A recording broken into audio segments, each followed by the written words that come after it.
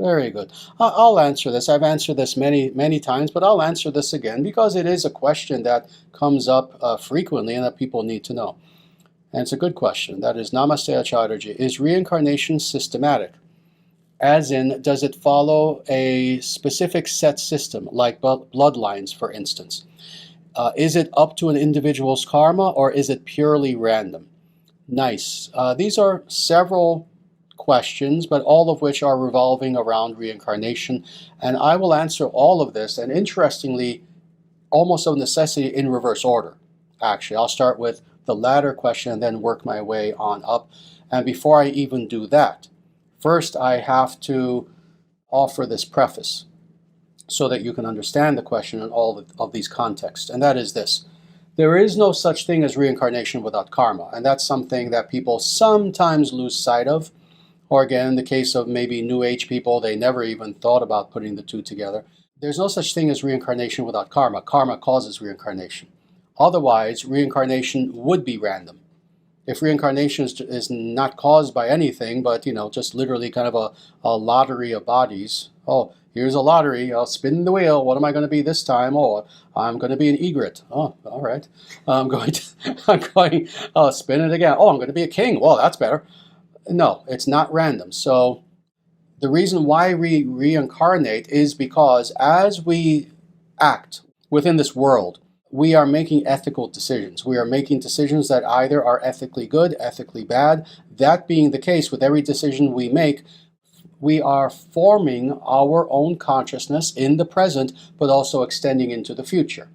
That being the case, not only are we forming who we are psychically, psychologically, which will then determine how we're reincarnated, on top of that, there is the reciprocal idea of karma itself, that, if we do enough bad things, we need reciprocity. If we do enough good things, we need reciprocity. So thus, it is karma that determines reincarnation, and that karma is produced exclusively by we, the individual, in accordance with our free will decisions. So all that being understood, again, now I will go through these questions. So is it purely random? No. As I just explained, there's no such thing as random reincarnation. We create who and what we are into the future. So indeed, it is indeed up to an individual's karma. So again, that was answered as well. Each of us, and Sanatana Dharma, as is true for all of the ancient paths, interestingly. People like to talk about the ancient paths, but 99% of people don't really know them very well. There really is no ancient path, and I mean truly ancient. I'm talking about Sanatana Dharma, I'm talking about Taoism, I'm talking about even Zoroastrianism, I'm talking about Buddhism, etc., etc. There is no ancient religion that says that we are purely determined beings and we have zero free will. No, they all agree that we have free will. There are also things that occur to us that we have, no choice over. For example, we have no choice as far as the law of physics. I have free will, but I can't jump out of an airplane and will that I'm going to fly to the ground. So within the context of reality, we have free will. Every ancient tradition teaches this. Well, Sanatana Dharma understands this more than any ancient or modern tradition in existence. That indeed, because we have free will, we make our choices color our inner world, who and what we are. That being the case, that also determines how we will be reincarnated. Now, let's continue with the other questions. Now, you ask about bloodlines. So I assume what you're asking is, as a result of reincarnation, is it possible that an individual will be born in their same bloodline again and again and again? And I've answered this many times.